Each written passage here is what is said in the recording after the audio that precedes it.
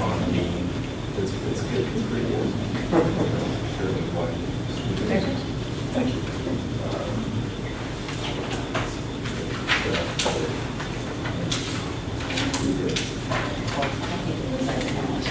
Are you guys ready to start? I think we're good. Yeah.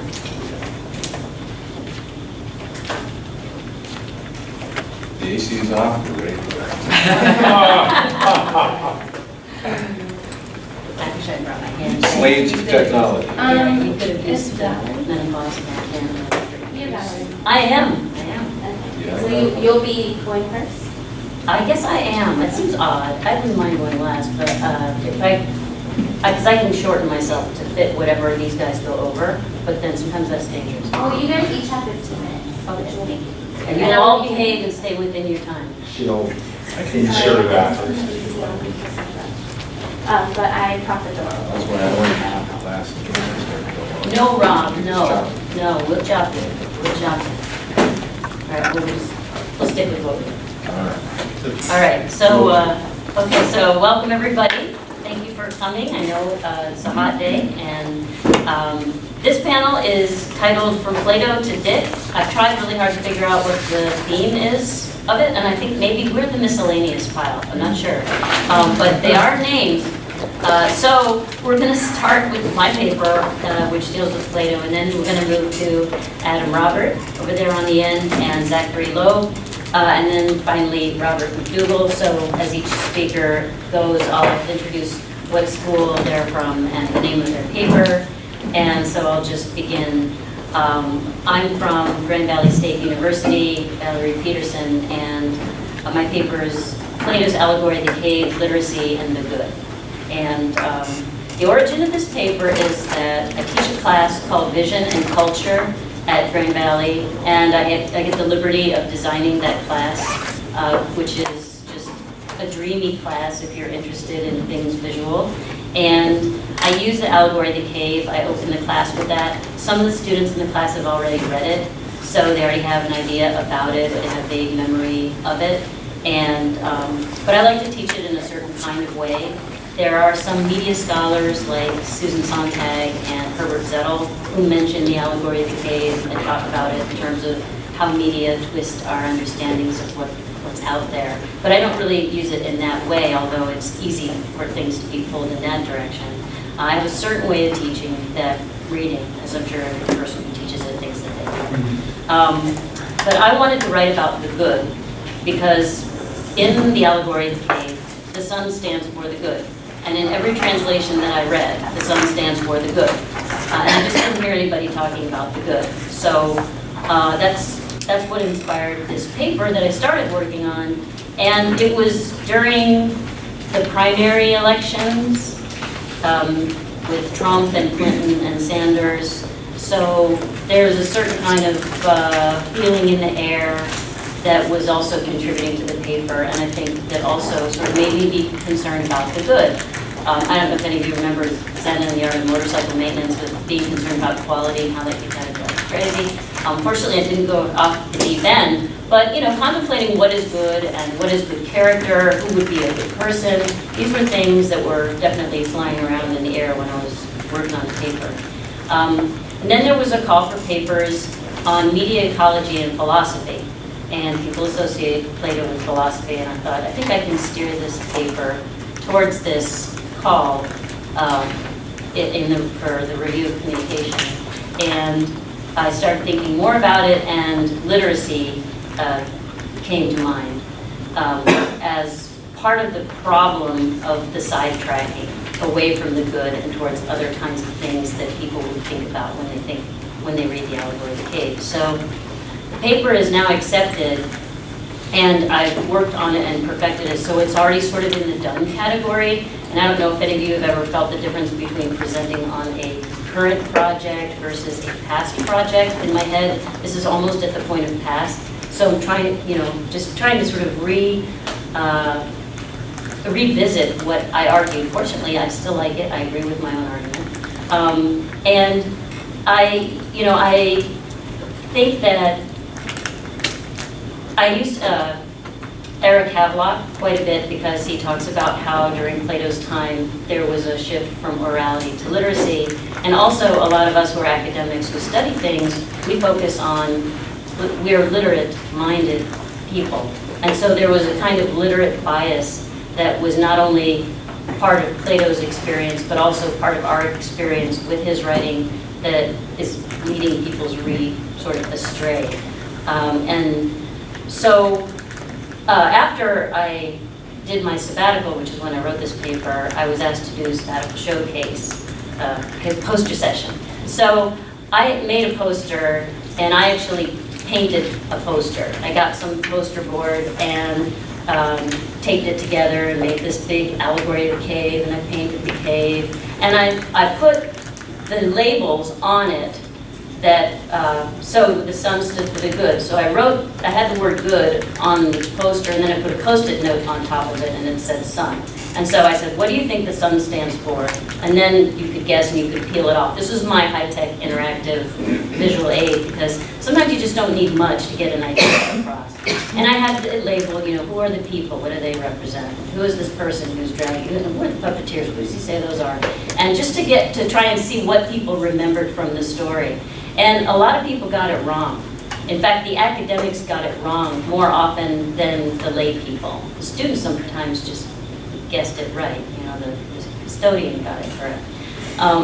And so, that was interesting to me, and it fit with the kind of things that I was saying in the paper. And then I also went to, there's a bunch of the paper I'm not going to bother with. I'm not going to go into all the literacy arguments because they're too intricate. It's too hard to try and recraft them.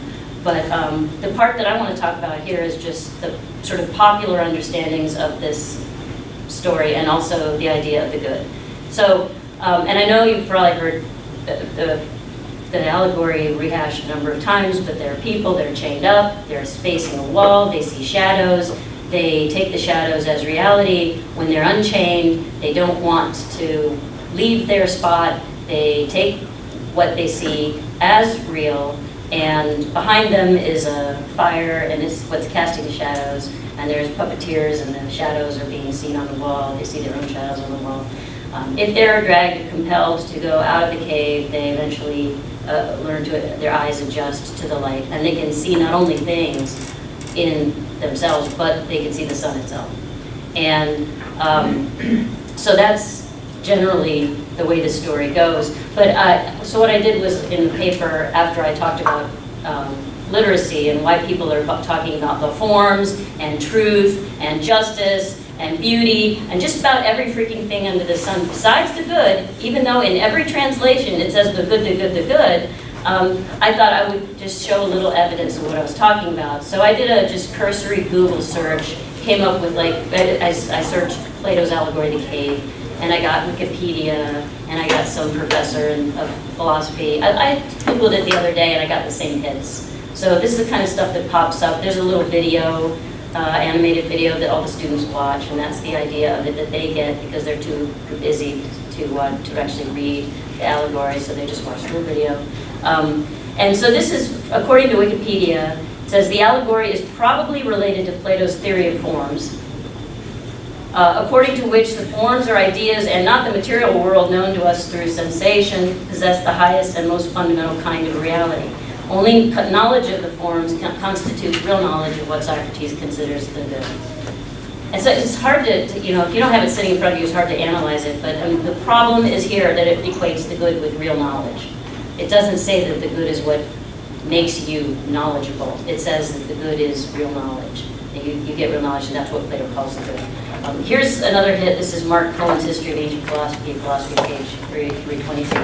He says, Plato realizes that the general run of humankind can think and speak, etc., without so far as they acknowledge any awareness of his realm of forms. The allegory of the cave is supposed to explain this. In the allegory, Plato likens people untutored in the theory of forms to prisoners chained in a cave, unable to turn their heads. So he's kind of saying the unenlightened are the people who don't know the theory of forms. Instead of the unenlightened are the people who aren't motivated by the good or aren't informed by trying to reach the good. So the good is equated with the theory of the form. Here's Professor George Bory. Most people live in a world of relative ignorance. We're even comfortable with that ignorance because it's all we know. When we first start facing truth, the process may be frightening, and many people run back to their old lives. But if you continue to seek truth, you will eventually be able to handle it better. In fact, you want more. Once you've tasted the truth, you won't ever want to go back to being ignorant. And here's the problem. There's no mention of the good at all. It's about the truth. And most of the people who guessed wrong guessed that the sun represented the truth. It doesn't represent the truth. It represents the good. And there are other examples, but a lot of it has to do with focusing on the real world as opposed to the falseness. And I teach it slightly differently. I'm just going to jump to the part where it talks about the good. And so, what is the good? Plato says we can't say what the good is. All right, we can't really say what it is, but we can talk about it in metaphors. He uses the metaphor of the sun. He uses the metaphor of the sun in a previous chapter called The Sun. He talks about why he uses the metaphor of the sun. He says, when you hear things, there's a sound and there's your ear. There's a sound and you hear it in your ear. When you smell things, there's a smell and you smell it in your nose. This is early phenomenology, right? But when you see things, you see the thing, you have your eyes, but there's the light. There's like a 3-part relationship that's happening. It's not a 2-part relationship. I think that's why he uses the sun as a metaphor for to stand for the good, because it's something separate from the knowledge or the truth. It's the good that should be driving you, not some other kind of gain.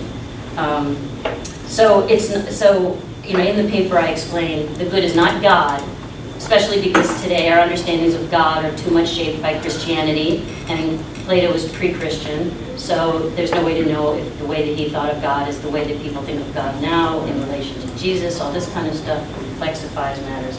But he's not talking about a deity. It's not the truth.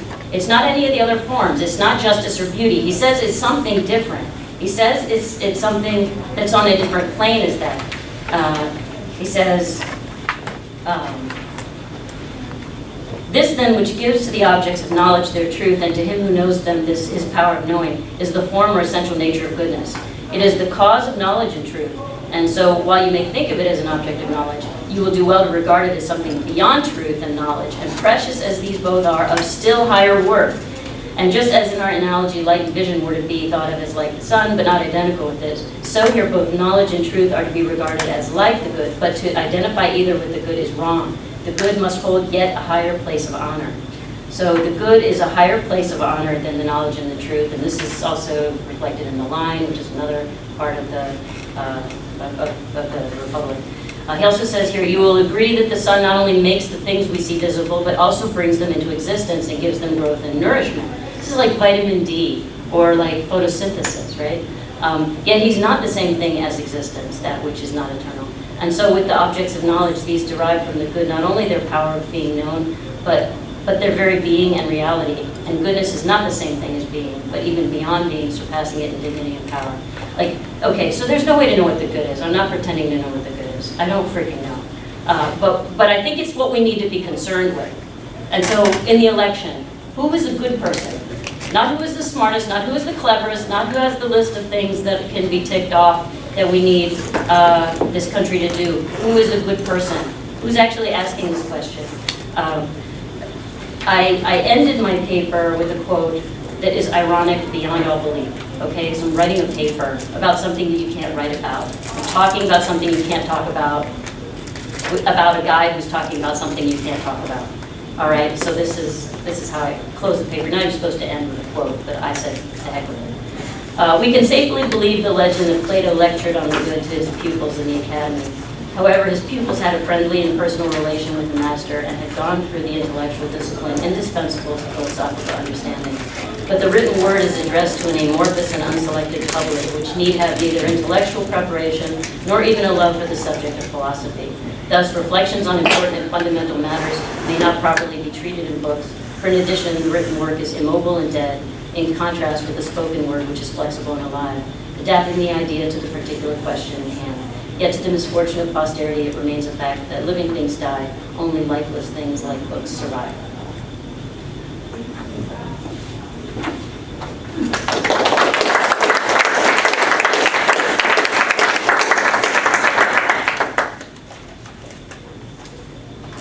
Oh, I'm the person. Sorry. Okay, Adam Robert now from California Institute of Integral Studies is going to tell us about media ecology and bias theoreticos, philosophy as extended skillful action.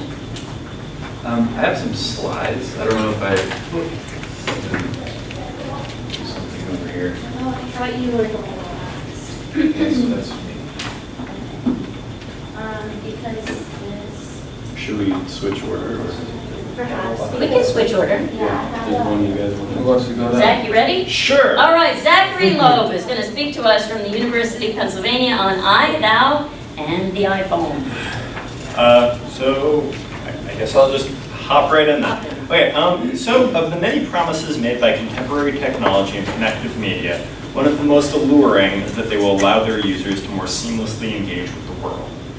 Yet from the ability to share can arise a sense that one is obligated to do so, and constant mass connection may ultimately render much of that connection superficial. Devices like smartphones and social media platforms like Facebook may greatly expand the quantity of interactions, but this does not necessarily mean that they improve their quality. In his encyclical on climate change and inequality, Pope Francis warned of the state of affairs that can emerge when media and the digital world become omnipresent. He cautioned that along with the exciting possibilities offered by these media, a deep and melancholic dissatisfaction with interpersonal relations, or a harmful sense of isolation, can also arise. Pope Francis was echoing a critique of technology that has been expressed by a variety of thinkers. And though he does not directly make use of concepts like Mumford's megamachine or Ellul's technique, his statements remain evocative of their ideas. Decades ago, Ellul heaped scorn on the absurdity of a world wherein every computer gadget will succeed because it is carried by the mood of our society. And Pope Francis's encyclical hails from a moment in which the world about which Ellul warned has largely come into being. Here, Neil Postman's comments on technopoly seem wholly relevant. For the technocratic paradigm of which Pope Francis wrote, like technopoly, makes alternatives invisible and therefore irrelevant. It achieves this by redefining the core features of society so that our definitions fit its new requirements. And the deep and melancholic dissatisfaction of which Pope Francis wrote seems to be at least partially a response to these redefinitions. Pope Francis noted that the voices of the great sages of the past are going unheard amid the noise and distractions of an information overload. In presciently critiquing this overload, one such great sage, Lewis Mumford, helped point to another such figure. As he put it, to find balance, it is necessary to return to the human scale and the personal I and thou relationship. Mumford was highlighting the need for recognizing the intimate and the personal in social relations, and he did this by pointing to the thought of the philosopher and Jewish theologian Martin Buber. Considering Buber's thinking on the life of dialogue and the contrast between the I-thou relationship and the I-it relationship can serve as a useful tool for understanding some of the reasons for the type of melancholic dissatisfaction with interpersonal relations that appear when media and the digital world are everywhere. Buber's I and thou represents the keystone of his thought, and in this classic text, Buber differentiated between two modes of encounter: the I-thou relationship based on recognition of the other's authentic being, and the I-it relationship wherein the other is treated as an object. The I-thou is spoken with the whole being, while the I-it, in contrast, never is. The saying of thou and the creation of such relationships is in keeping with Buber's belief that all real living is meeting. The I-thou is what takes place in real meeting, where nothing mediates between the I and the thou. And it is through recognizing another as a thou that one can truly become an I. In contrast, the I-it relationship emerges when a person stands before things but not over against them in the flow of mutual being. It is when a person objectifies the world and sees in it things to be used and controlled. The I-thou does not solely occur between people. Thou can be said to nature, and more importantly to God, but what differentiates the type of relationships is that the I-thou occurs between two subjects, while the I-it is a relationship between a subject, I, and an object, it. Living consists of both I-thou and I-it relationships, and though Buber notes that without it, man cannot live, Buber goes on to add that he who lives with it alone is not a man. Forgive the gendered language there. The mutuality that is key to the I-thou relationship does not only make of the other a thou, but recognizes that the I can also be the thou of the other. Through the I-thou relationship, the world is constantly renewed, and where a culture ceases to be centered in the living and continually renewed relational event, then it hardens into what Buber called the world of it. And the world to which Buber addressed his thought was a world that, as Maurice Friedman wrote, has abdicated before the world of it. And in this surrender to the world of it, one can detect the threads of Buber's critique of technology that illuminates the ways in which the technological world hinders the thou. Evoking the legend of the golem, Buber suggested that humanity has forgotten the means by which to subdue and render harmless that which humanity has itself created. Buber does not frame this critique solely in terms of myth. He notes that machines which were invented in order to serve men in their work impressed him into their service. To Buber, it is not that machines were extensions for humans, but that humans had become extensions of the machines. Buber's strongest critique of technology can be found in his book Paths in Utopia, wherein he observes that under the influence of pan-technical trends, utopia too has become wholly technical. Buber laments how humans are being reduced to little more than cogs in the collective machine of society, but he quickly turns from this metaphorical treatment of machinery to a more literal one, as he denounces the degenerate technology, his term, that is degrading social life and leading people to lose the feel of the community, even as the very same forces fill many with the illusion of living in perfect devotion to their community. For Buber, the vital task in overcoming the crisis of the world of it was to reestablish the types of community wherein it would once more be possible for people to say thou to one another. What then is one to make of the contemporary world of it? Do the raft of new objects, new its that are found today make it easier or harder for people to establish I-thou relationships with one another? Different groups will clearly respond to these questions in different ways. We are pretty close to Silicon Valley right now. And it should not be surprising that some will respond to them with celebratory affirmation. Yet the contemporary world of it has not been solely held up as a source for celebration, as is made clear by Pope Francis's comments that were quoted earlier. The Pope's encyclical is not the only work in which such sentiments can be found. There are many other works on technology that are aimed at kind of a broad readership that express dissatisfaction with the high-tech world.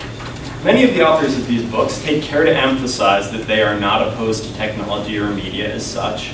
We live in an era when the worst thing anybody can call you is a Luddite, but that they simply have some concerns about the actually existing world of connected media. It is not uncommon for such works to pine for the counterculture roots of the early internet, while others lament the ways in which the promise of digital media has been commodified by a handful of large corporations. Some of these works frame the matters in terms that are somewhat reminiscent of Buber's critiques. For example, Nicholas Carr's The Glass Cage or Sherry Turkle's Reclaiming Conversation. Writing in the early 90s, Neil Postman argued that it was necessary for people to become loving resistance fighters against the order technopoly sought to create. He noted that such fighters had to recognize that technology must never be accepted as part of the natural order of things. But what recent books like those by Carr, Turkle, and Pope Francis indicate is the way in which, for many people in the 21st century, such technology has been accepted as part of the natural order of things. To attempt to assess the world of I, thou, and the iPhone, it is necessary to consider the ways in which the various its have come to position themselves squarely between the I and the potential thou.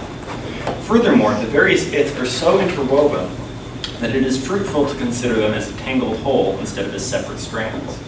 For the it of Facebook cannot be accessed without the it of an internet-connected device, and this internet connection is a reflection of numerous other its, such as servers, routers, undersea cable, satellites, and so forth. And this giant apparatus, this staggeringly large and complex world of it, is plunked down between I and thou. Often these tools are framed in terms of the types of sociality they encourage, enable, or simplify. From a perspective couched in Buber's thinking, what takes place here is not the forging of I-thou relationships, but rather I-it relationships that are painted with glimmering techno-utopianism so as to seem as though they are better than I-thou relationships. Treating this situation as a problem raises three interrelated issues. First, the placing of layers upon layers of its between the I and the thou. Second, the difficulty of discerning the genuine thou. And third, if perhaps most importantly, the situation wherein the I has come to resemble and even think in terms of being an it. What occurs here is largely determined by what these it spaces allow. And sociality is determined largely by the way in which these platforms construct sociality.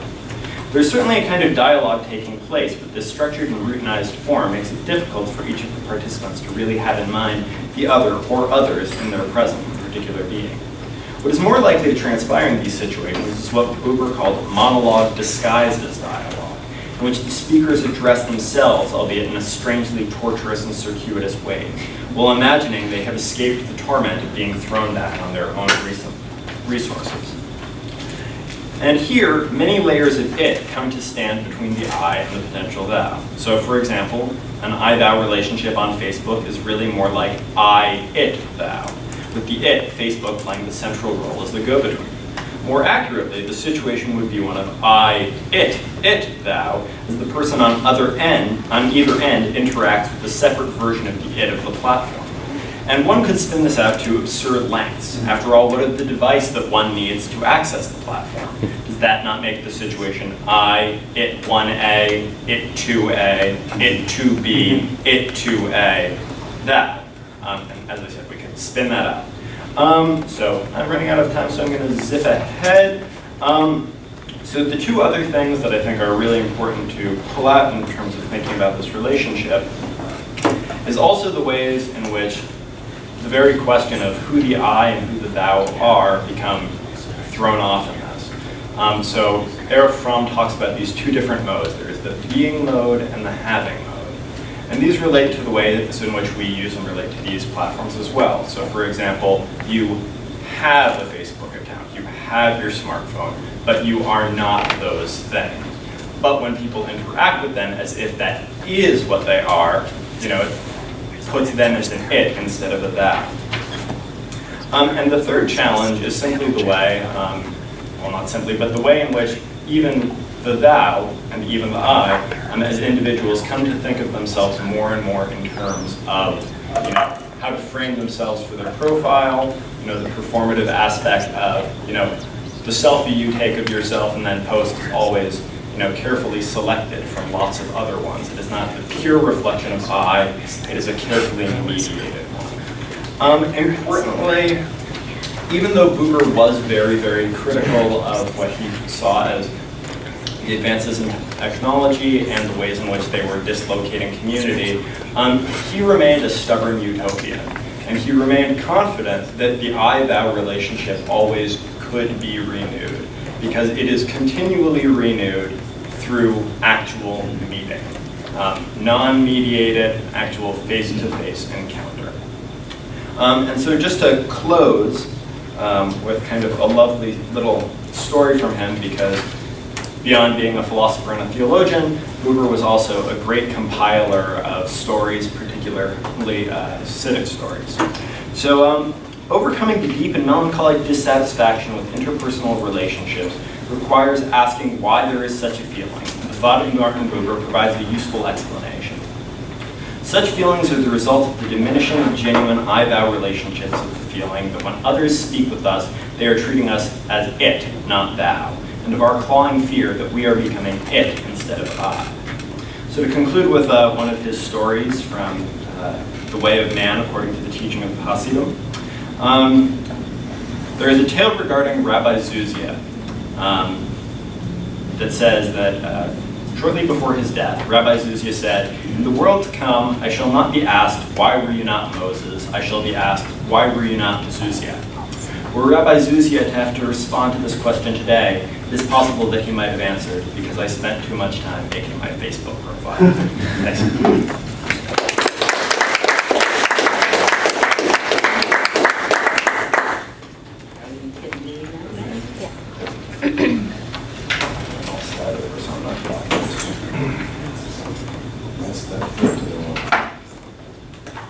Yeah, that's not us. Yeah, I know. It changed it. Somewhere also. That one's you. Can I stand up here? I need to just like. Or should I? I can stand for you. I just, for keeping time, I'm just gonna tell you something. Instead of like giving you. Unless you prefer me. I got a hook. I can take care of business. But you can do that. Or I can. I'll sit.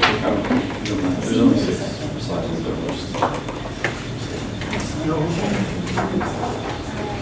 All about the science. How much time? Sure. Yeah.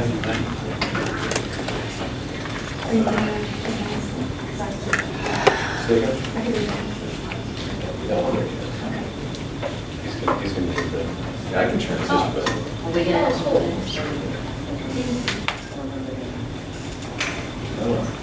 Mine's up on your.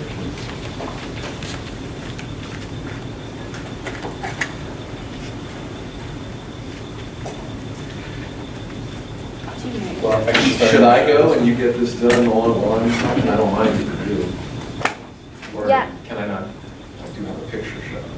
So, do you need that? Well, I can start. Do that. We can kind Yeah, of you get can into start. it. Why don't we do the one that's already hooked up, so we don't have to re-hook it up after it's on? Yeah. I didn't realize that's what needed to be done. Let's do it. I'm not a technician. Or is it, you're already but I halfway feel done? like- Okay. I want to see if the solution You're done. work. See, I didn't realize it was either. It is a I have technology. no idea. I could also just ditch the slideshow and you guys can use your. I do know what these sorts of things. If no one else- It's the one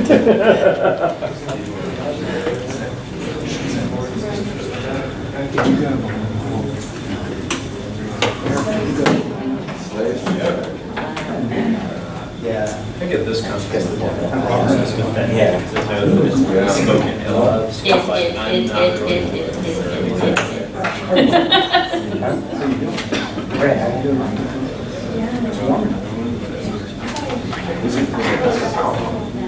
It's just a power nap. Because we could have just. No, I don't know. I have it on me. How about you? Oh, you do? Yeah. Why don't we just let? So we do have it on the internet, that's a great. He's got it on the internet. Can we put the one that's already available?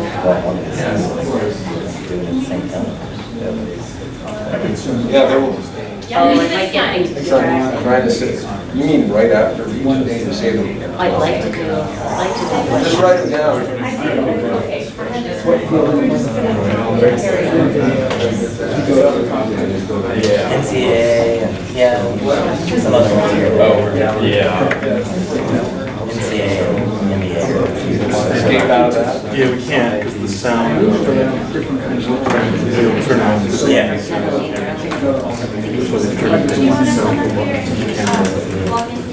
So they turned everything off. Yeah. I don't know how to go this year. Why don't we Otherwise, have? they'd have it on. Yeah, I'm not chair. We don't have to worry about it. We're gonna run it out. Last NCAA. Yeah, it's okay. Don't worry about Much it. You want to just do your. Absolutely scared. Right, so it's good. You want to get your fixed on? It's like, you No, it's know, fine. weird, not even You can totally log into your email box. Okay. presenting or whatever. So I'll talk. And then we'll go through just nice PowerPoints at the bottom. 24 minutes. It's good. I'll try to keep it very.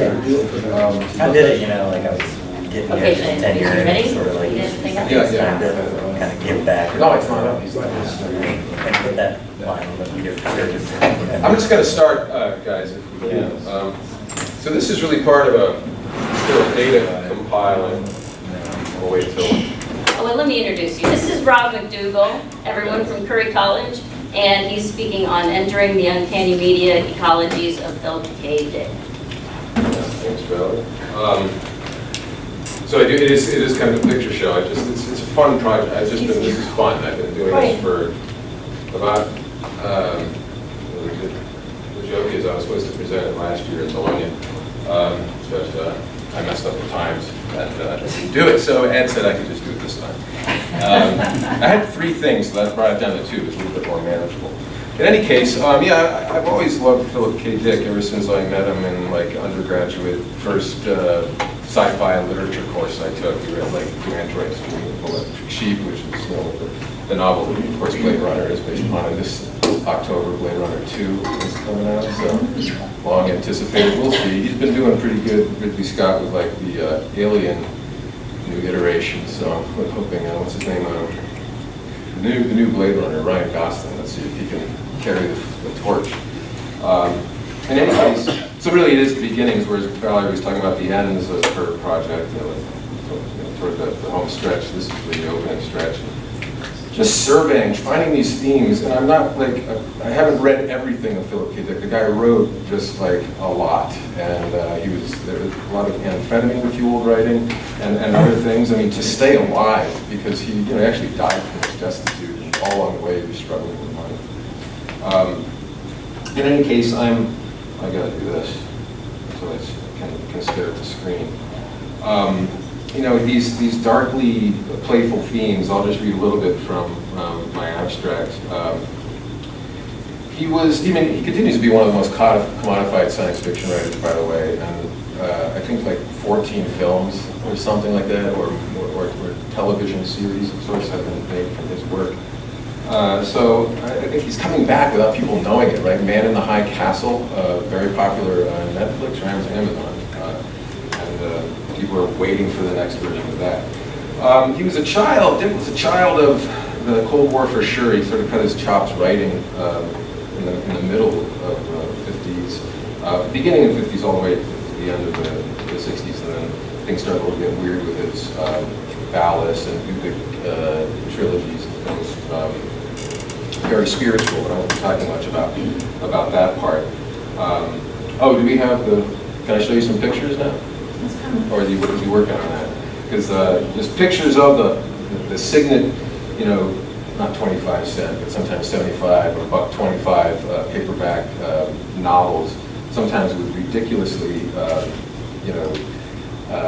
very artistic, totally off the map visual representations and pictures of like spaceships and ray guns and stuff, which had nothing to do with any particular story.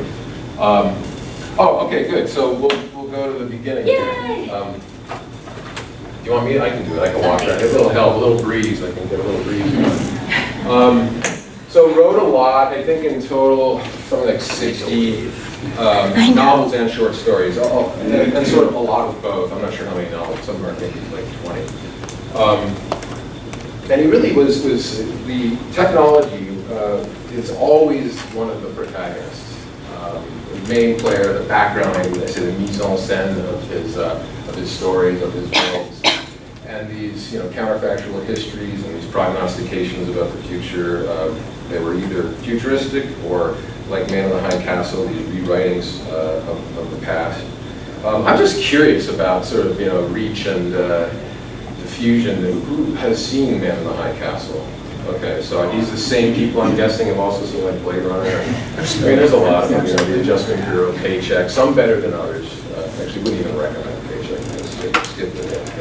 I think what's his name, Affleck he had to do it to finish his contract.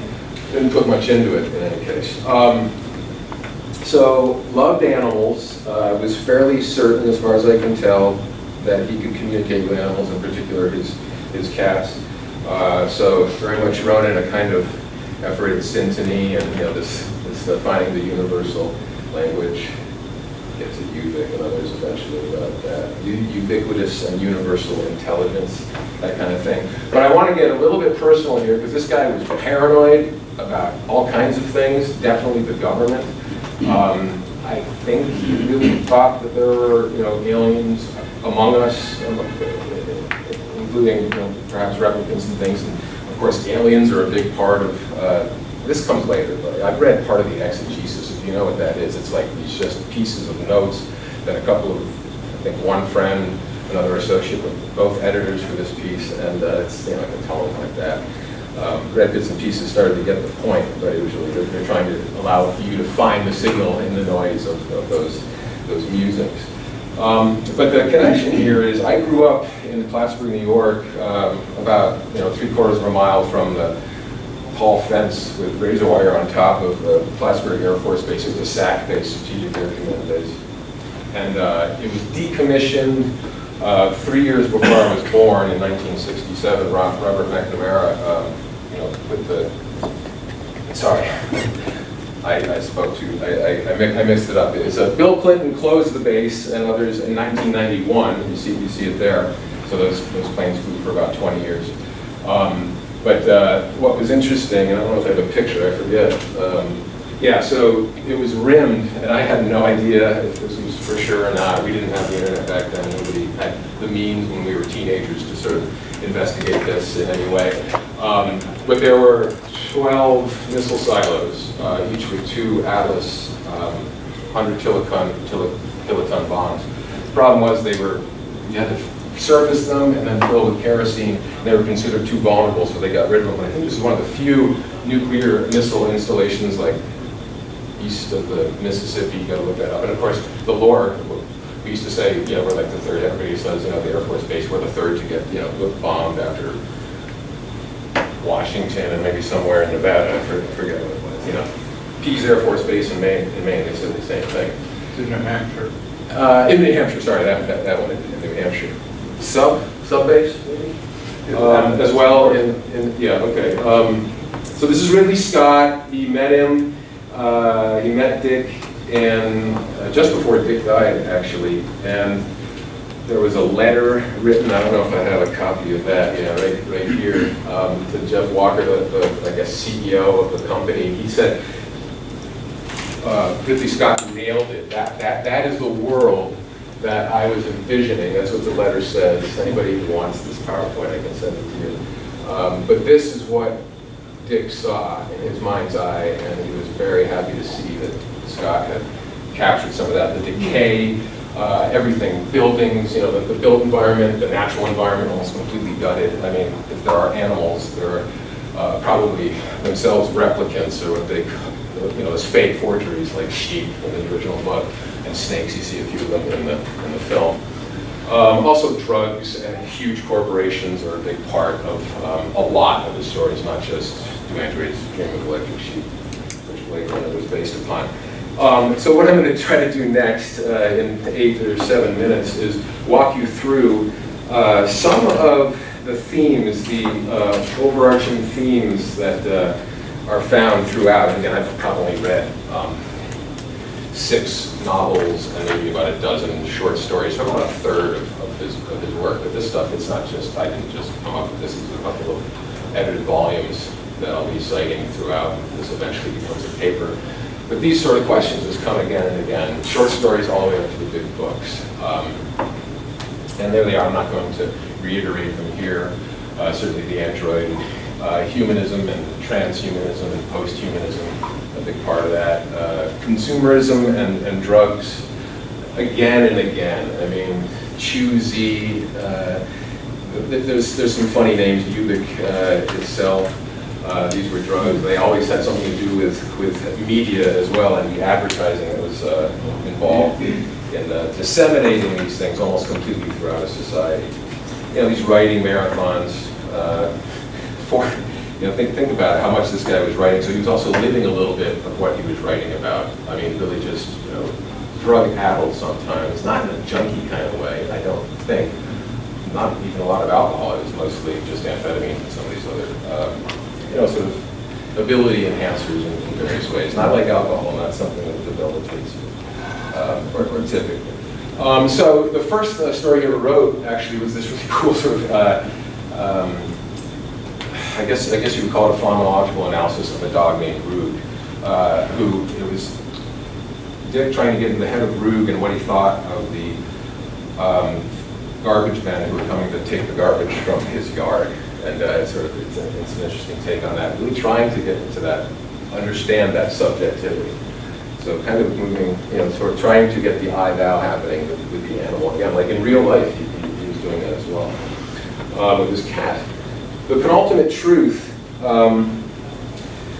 if you look on the cover of the media of our program for 2017, that could have just as well been a good cover for that book. A reality that is being peeled away or put in front of the eyes of people. An elite class, in this case, I think it's this book, there's a few of them that get at this idea. The Defenders was the first take on it, and then the Penultimate Truth. Most people live underground. Think H.G. Wells, The Time Machine. And there's an elite group also who control the robots and the AI that keep the workers in the underground, telling them that the surface is completely obliterated by nuclear poison. And the idea is media is used, basically television, advertising, and those sorts of things, to get people to continue to think that it's a wasteland, when it's actually kind of like this, bucolic Elysium. And there's some interesting parallels we can draw. I'm just going to keep going through parallels to the current moment. Again, don't take any of these. Don't read these books by their cover. Very little of this would indicate what's going on in the stories. Solar lottery, corporate warfare eventually to build the biggest illusory worlds or matrices, if you will, sending people to these desolate planets, but they have fake neighbors and these cul-de-sac. Sort of a comment on cul-de-sacs and subdivisions, and so what he saw coming is a worrisome future on this planet. Commodifying of the everyday. I think a little bit was said about that in Corey and Matt's and Ronan's panel before lunch. What else we got here? So in Time Out of Joint, Eye in the Sky is kind of, that's the one that's closest to what's going on with these panoptic moments that everyone can have sort of in sequence. Time Out of Joint, a similar idea, if I recall. Everybody has a moment in the story, this is a novel, where their idea of the world, what Dick called the ideas cosmos, is what everybody else has to live. And so if you think, maybe we're living the dream of Bill Gates or Mark Zuckerberg, or maybe now we're living the dream of Donald Trump. There's several ways you could look at this, but people coupled too. So it's sort of like these ideas. We're not talking about individuals. We're talking about individuals who are extended through technologies of various kinds. And so Donald Trump is, extended by a bunch of technologies, so much of what we don't actually see, including all kinds of people who work, if you will, underneath the White House, the Oval Office. But Twitter and all of that, of course, right? I mean, he's simplified himself in ways, but it's had a huge impact. And that is just the sort of thing that Philip K. Dick was interested in, is how the media, and the corporate media in particular, is able to disseminate a particular subjectivity out into the world, often unreal. Like in the book, the Simulacra, the president is not real. There's these unreal worlds.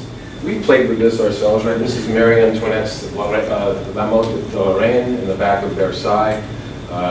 Visiting this is interesting, a whole town and people, actors in it that allowed her every now and then to step out of the role of the queen, right? And be almost a servant girl herself, but a peasant for sure, living in this kind of town, this fake town. This is Patriot Place outside of Boston, and we know about these artificial places that are built. Dick was fascinated with artificial construction of all sorts, of all kinds, organisms, places of various sorts. I've already talked. What do I got left here? About 4 minutes. 1 minute. 1 minute. 2 minutes? Okay. Well, there's, what would the world have been under Hillary, people would ask, versus, you could do a counterfactual. That's a perfect, you want to take up Dick's, torch, write a story about what would happen. He's done that kind of thing, different presidents. I've already talked a bit about those. Macy's Death, I did not read. Ubiquitous, the God, actually, you get God through the TV, and this spray can. The androids doing electric sheep, of course, becomes Blade Runner. We can build you, the main character is a fake, they call it the Lincoln. And it's Abraham Lincoln, a replicant, and doesn't look like that, looks very convincing. And he's being asked questions throughout by an interlocutor trying to account for and explain the reality that they're now in. Because right now, Abe was very wise, right? So the replicant, Abe would also be giving us some insight into who we are. So we build these things to tell us about ourselves, right? Raising commodities to the status of holy relics, he certainly, made good fun of that throughout 20 years of writing commodity culture and what have you. And our mindless sort of, marching along at that pace. Let's just take a peek at this. I titled this a replicant or a replicant. In the previous couple of talks, I've heard people mention, the I, thou, I, it here. Empathy, knowing the other, connecting somehow with the other. There are tests out there, and some of them are a little bit more pop than others, but you should take these if you so wish. And some are better than others, but they're trying to get at the same thing. The Are You a Replicant is a site that's paying homage, of course, to film. The alexithymia test, and there seems to be a spike in this kind of phenomena, psychological phenomena. Anybody familiar with alexithymia? The inability to process or to detect emotion, and it's actually the battery at the alexithymia.us is actually better. But these are the kinds of questions that are being asked, and this is an effort, alexithymia.us, to really disseminate. There's Twitter, Facebook connections, all of that. Somebody's collecting data on this. They're really trying to get a sense of what's going down. These kinds of questions, right? In the movie, of course, would you squash that flyer? Would you let it out the window? All questions of empathy. And this was very central to this. Can we continue to care for each other in a highly technologized world? That was one of his fundamental questions. That was I'm going to try it out on my students next semester, including, for me, sex is a functional activity or a more emotional activity. I think there could be some interesting trends on somebody who's putting these together. There's a lot of them. There's like a dozen of these tests. Sorry. I know, I'm done. Yeah. But, there's so much more, and again, I can pass that along to anybody who's interested. Thank you.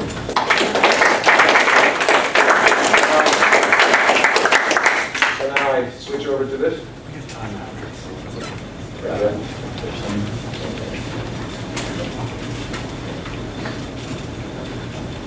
The covers.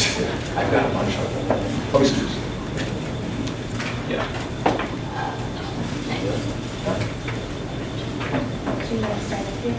Yeah, I'll just stand there. Kind of got that going. Okay, so my talk is Media Ecology as Bios Theoreticos, Philosophy as Extended Skillful Action. An alternative title for the talk would just be the media ecology of philosophy. What are the media environments and tools that we use when we do philosophy? I take the title Bios Theoreticos from a particular philosopher and media theorist. His name is Peter Sloterdijk. And I'm interested in Sloterdijk specifically in this context because he defines philosophy as practice. So it's an action or a doing, which he links to the word ascesis, which people will be familiar with as a kind of training or a kind of asceticism, a discipline. So Bios Theoreticos is the contemplative life, the life of contemplation, ideally what we think of as the life of a philosopher. So I'm kind of looking at what are the media conditions that enable the Bios Theoreticos? What kind of media ecologies help facilitate this thing, this goal of a life of contemplation? And so my idea kind of going in, and Matt used this term in his talk earlier, was a media a priori of philosophy. So there are a priori conditions that will help you to do philosophy. And so I think of these as infrastructures, like academies, libraries, monasteries, other built or designed environments that are supposed to help you train. Built into the idea of ascesis, or that philosophy is a practice, is the idea that you're doing something repetitively, you're exercising. So what does that landscape look like? And so one way to come at this would be to do a kind of traditional media ecological analysis of writing and books and schools and libraries and those kinds of things. But I'm going to flip the discussion, and instead of looking at humans and their practices, I'm going to look at spiders and their practices.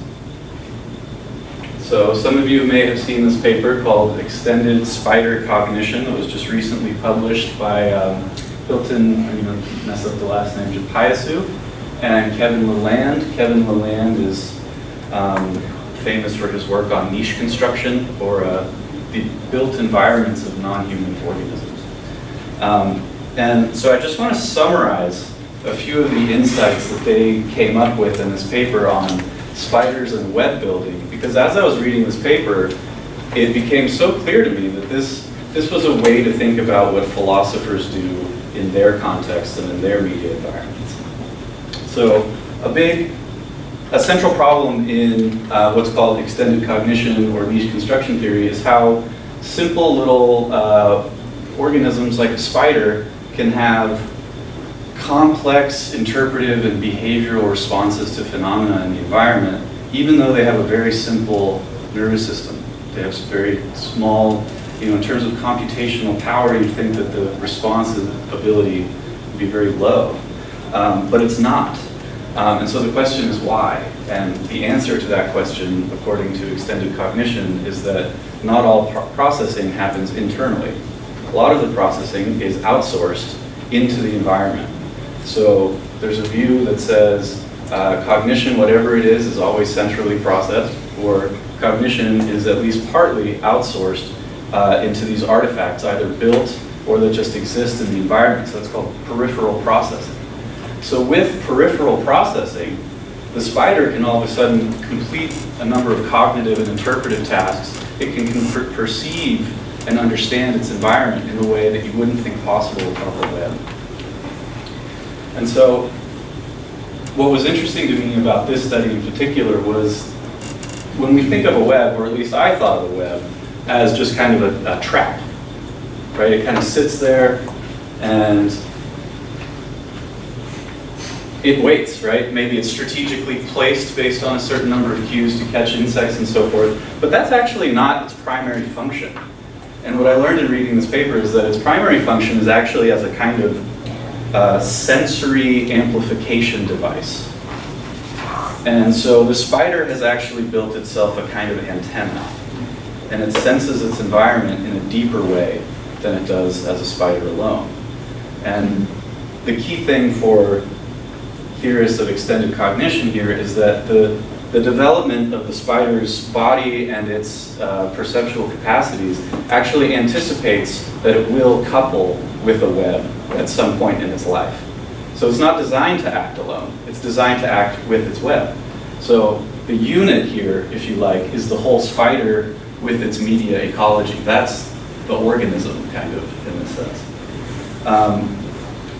And so the way it does this, it builds its web, and you can see, I'm not a spider expert, but you can see that it's built in different ways in different parts of the web. It's not totally uniform.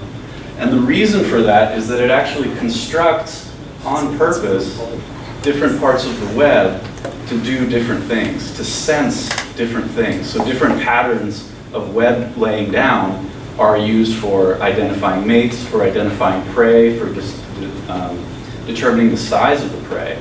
And as it's doing this, it's kind of laying down one piece at a time. So it doesn't have the whole web in its mind, which is another way of coming around this problem of central processing. Like, how does it build a whole web? Does it carry a map of it? No, it doesn't. It just needs to carry little pieces of it at a time. It cues off of one piece and then builds the next one. But it also involves a certain amount of memory and spontaneous decision making.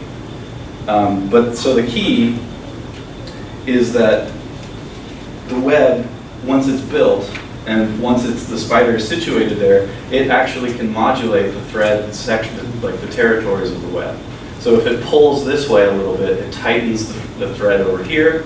If it pulls this way, tightens the thread over here, and it can loosen those connections, and it can modulate the transmission. And it's actually, there's semantic kind of meaningful content being shot through. It's not mechanical. There's interpretation and decision happening on a very small scale. Okay? So it's a kind of multi-species media ecology, if you like. And I saw this and I thought, wow, this is exactly our situation. This is exactly our situation, just maybe more complex. Maybe it's a difference of a degree, but not of kind. So what do we do? What do we do? If we have this image of the spider kind of sitting in its web, it's built this kind of antenna dish that allows it to sense its environment more deeply.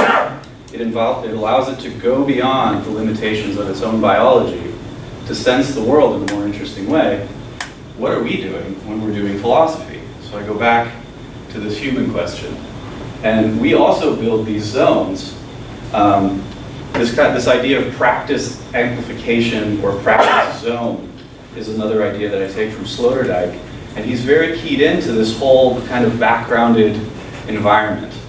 And these environments, whether it's a library or a monastery or a kind of a contemplative space, they're designed, I'm saying, for the same reason that the spider designs its web, namely to modulate signal transmission and to enhance our depth of understanding. Does that make sense?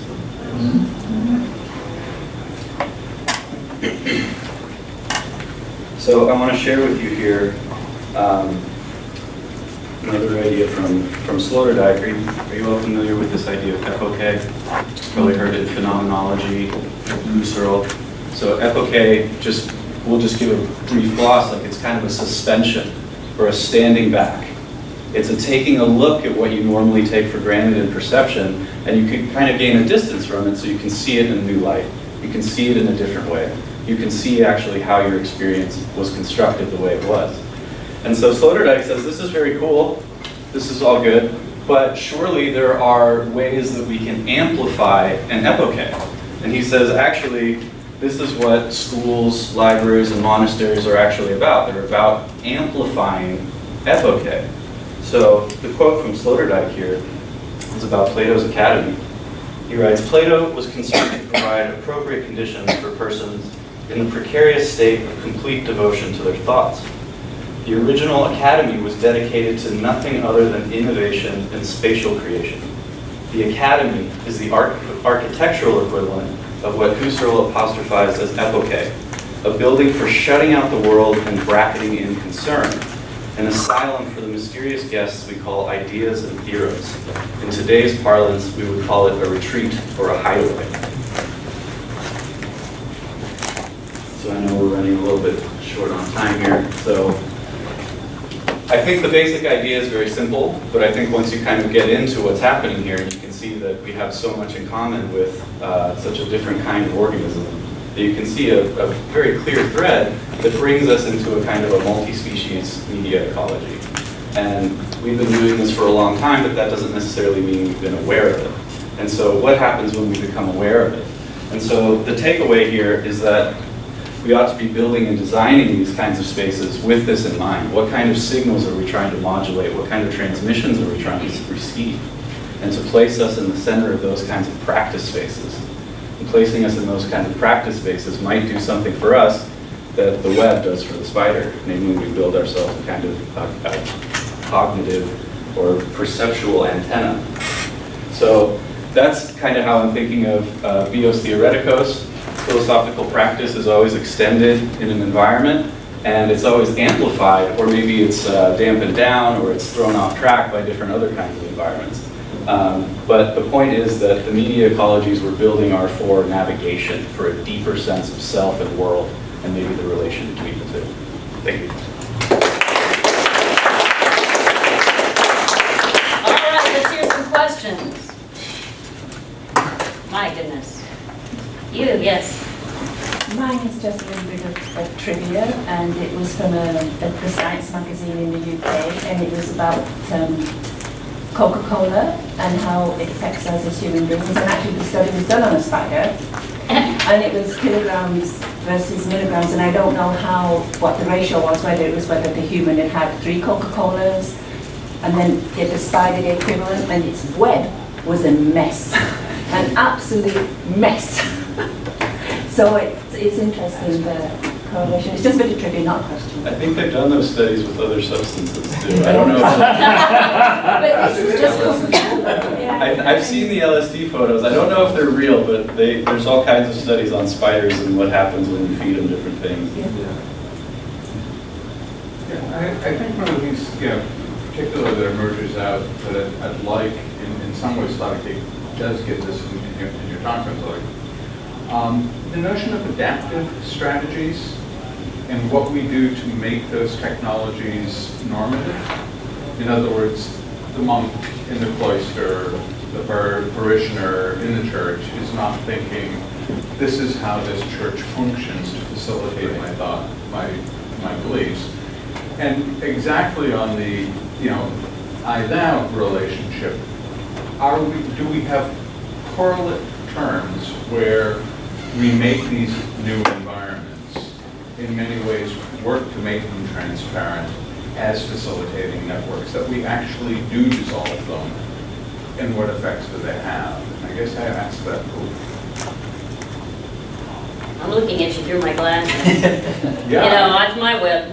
And, I don't think about them all the time, but I need them to function. I don't know how this, I haven't read Slotty. Sounds like a different set of vocabulary for similar problems that have been addressed by folks. And it sounds like he's talking about literacy being more than buildings. Well, think about other kinds of practices like mindfulness practices or meditative practices that people teach you. You can practice a kind of mindful awareness while you're on the subway, but it turns out it's much easier if you're in a quiet, sort of dimly lit, very aesthetically pleasing kind of cathedral. All of a sudden, and I think that's the sense of the architectural epoche. There's a great paper on a previous panel about balconies and them as media, how people go out on their balconies, they just symbolize on them, they're an interface between public and private, and the progression of the change from open balcony to covered with shutters, and in Israel's particular context she was talking about, but you're all over media intelligence and way on I was thinking along those lines that, how it is you can be, in fact my wife's chairman suggested this to her, to take a day off a week to work in the garden, and that often gives her ideas for research, completely unrelated. So I was analogizing now with the spider working in that one little narrow part, actually, through some kind of process that maybe is impossible to trace, might actually affect the other part of the web, but just by being so mindful of that one piece. But if I can comment, the thing is, we build these architectures with specific intent to work in this type, as a means of generating those environments. So less the distraction and more the very pointed, this is what effective to lead to this philosophical sensibility. Sometimes they're accidental. There were unanticipated outcomes, but very distinctly within the day. Yeah, Adam, I thought you had a great setup here. One thing I was kind of maybe in the paper you go into more is talking about what is it about these environments that, what do they share in common as far as, with maybe the form of thought itself, right? Like thinking about kind of that contemplative life in the way that it takes time, right? And the pacing of it, right? The slowness of it, and the way that maybe, are there sort of imitations of that in the built environment, or that or echoes of that that make them conducive to this type of thought or whatever. Thinking about the kind of nitty-gritty analysis of why, obviously monasteries and libraries and such share characteristics of, and how does that translate into human? Think about when I was talking about the spider, the developmental trajectory implies that at some point it will build a web. So it has all kinds of capacities that only kind of come online once the web is built. And then it's like, oh yeah, I know how to do this. I know what this means. I know what that means. And so, without being too teleological about it, it makes sense that there will be spaces that kind of anticipate our development, and there are similarities becoming among them, because we have something of shared development. But I think the thing is like to let people with strong artistic, aesthetic, and design sensibilities to kind of have a little more say, as opposed to like bedrock economics. I think too, the need, I like the term the actual built environment and stuff, but at least for human philosophers too, the need to think about the socio-political environment, like, you know, one of the things that is responsible, I think, for the decline of this kind of contemplative lifestyle is that we don't value it. We don't, you know, there aren't many tenure track jobs out there, right? Like that, these kinds of questions where who has the time and the space to do these things, right? Like gardening, it is one for me, but I certainly recognize it as a privilege that a lot of other people don't have, even people in my same job. They're adjunct professors teaching a 5-5 load or whatever, right? So thinking about when you said the a priori, what's necessary for these conditions, those are certainly part of that. I love thinking about the built space because it gives you a way of talking about material political economy in the context of like contemplation. So it's not just like something you get to do. It's like the point would be, you know, you need facilities, which means you need money. You need so all that privileged stuff. David Noble wrote a book called "The World Without Women." The World Without Women. He's an engineer and got pulled into it by a colleague who said, you know, there's not a lot of women who do science and study the monastery and how that turned into life where they're actually sort of you could argue they're like little womb-like spaces where people are building the feminine to be able to enjoy that side of humanity while excluding that group of people. I mean, there's all sorts of ways of reading these spaces that are out there that are really worthy. Carly. Dr. You mentioned the selfie being kind of a mediated, you know, if there's the I and the thou, and you understand that you're taking the best photo of yourself and putting that on. But don't you think we've always done that with whatever we've created, portraits, photographs from the past? They're always curated. You never put up the shittiest photo of your mother on the wall, right? You pick the best one and she's happy, you're happy, you get good Christmas gifts. No, I mean, I think that there is certainly an extent to which, you know, I don't disagree with what you just said. I mean, I think that the ability to take lots and lots of pictures and obsessively curate them is a bit easier now. There was a panel in the previous session where somebody was talking about kind of Instagram culture, and specifically this one, you know, famous kind of Instagram person who then kind of like pulled the like curtain back and was talking about how like I took thousands of pictures to get this one right.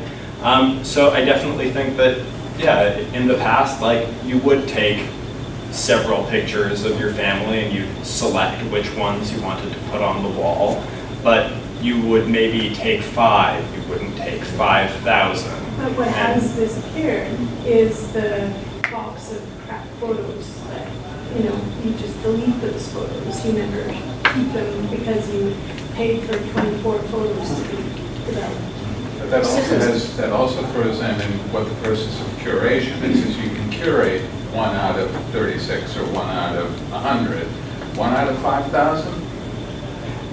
I also, I mean, not to push this in like too dark a direction, I question the degree to which you delete any of the 5,000 because they're still on a server somewhere. And I mean, I unfortunately had to kind of like race through some of this at the end, so I decided to spare all of you like the particularly like grim stuff. But part of the way that a lot of this also works is that these systems turn us into its for something else. So the photos that we take on are, well, I don't want to lump all of us into that we, but I'll lump myself into that we. Like the pictures that I take on my phone and like I do something with, like there are companies that are also storing and doing things with them. And for them, like I am nothing but an it. And I have no illusions about that. I mean, if you took photos on a roll of film, like maybe like the technician who was processing them like also looked through them and had like some kind of basic relation with them. And maybe for that person you were just like another customer, not somebody they had a real relationship with. But that picture was not just blank information that could be fed into big data and indexed for, 1,000 other purposes. Susan Sontag also talks about, like, before photography, there were artisanal images. And she has a book called On Photography, and the first chapter is called In Plato's Cave. And she says, we're still lying around looking at the shadows on the wall, only now we've got a proliferation of them because the camera makes it so much easier, because photography hasn't been around that long. But at least when you have a drawn image or a painted image, you sort of assume that there's an interpretation because a human hand was involved. When the machine takes it, somehow we credit that with some kind of truth. Even though the camera angle, the choice of the photo, the doctoring, we know that that's all possible, but somehow when somebody hands us a photo, we still take it more as a piece of evidence than if someone were to hand us a sketch. As the good, we take it as the good. Well, we take it as the we take it as the real. We take it as the truth. And but I take, like, right now I'm looking at you and I'm taking that as what's real and what's true. I don't know you at all. All I know is what I'm seeing. So for Plato, the problem is the image itself, just the light lights you up and I see you, and so I think I know you because I've seen you. Your name is Carly, get that? Carly, right, so now I think I know you? Like, nuh-uh. No, that's what Plato's saying. It's the image is a problem even in the face-to-face. And for Sontag, it was a question of, it was desensitizing and giving, very much appropriate to what you're saying, giving the onslaught of images as sort of faux knowledge, what we would call fake news. Right. So it gives a simulacra of familiarity, but in fact is a barrier to it for Sontag. Yeah, McClone said it simpler. The mother's pushing the baby cart down the street, and baby's in there, and the man comes up, what a beautiful baby, and the mother goes, you should see her picture. Sorry. Unfortunately, that's time, but you guys can feel free to talk outside. I just